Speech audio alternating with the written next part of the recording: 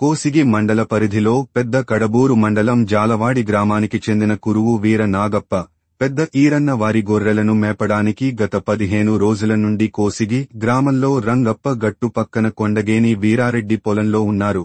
2 రోజుల నుండి కురుస్తున్న వర్షానికి తడచిన గొర్రెలు తీవ్ర చలికి గురయి 15 గొర్రెలు మృతి చెందాయని గొర్రె కాపరులు తీవ్ర ఆవేదన వ్యక్తం చేస్తున్నారు. గొర్రె కాపరులు మాట్లాడుతూ 15 గొర్రెలకు దాదాపు 2 లక్షల మేర నష్టం జరిగిందని, ప్రభుత్వం ఆదుకోవాలని ఆవేదన వ్యక్తం చేస్తున్నారు. జాలవాడ నుండి ఇక్కడ కోసుకి గొర్రెలు మేపడానికి వచ్చినాము. గొర్రెలు మేపడానికి వచ్చింటే సరిగా 15-20 గొర్రెల వరకు చనిపోయినవి. ఇక్కడ అంతా బతికేదే అటు మీద ఆధారపడి బతుకుతాము. మీ ప్రభుత్వము 15-20 గొర్రెలు 2 లక్షల వరకు నష్టం జరిగింది.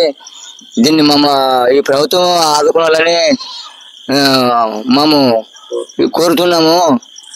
ఎట్లో దయచేసి ఈ ప్రభుత్వం రంత ఆదుకొని మా మీద రంత అక్కర కలిగిన సర్వర్ అంతా చూడండి. మమ్మల్ని రంత దయచేసి ఇక్కడ పిల్లి తల్లి ఇడిచిపెట్టి కూడా వచ్చి ఇటు మీద ఆధారపడి బతుకుతున్నాము. అంత 15-20 జీవాలు చనిపోయినవి. మాకు చాలా నష్టం, భారీ నష్టం జరిగింది. సర్వ ఎట్లా మీరు దయచేసి మీ ప్రభుత్వం మమ్మల్ని ఆదరించు కొంచెంగా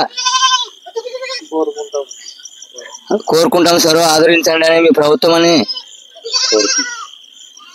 జీవాలు జాలవాడ నుంచి కోసిగి గ్రామానికి వలస వచ్చినాము. కోసిగి మండలానికి వచ్చి ఇక్కడ కొండగేని వీర్రెడ్డి పొలంలో ఆపినాము.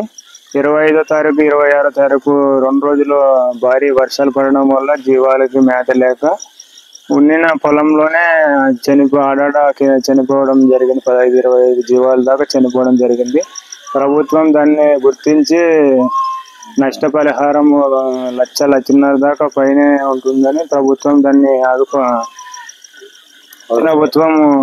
ఆదుకోవాలని కోరుకుంటున్నాం. ఏ ఊరు? జాలవాడి గ్రామం.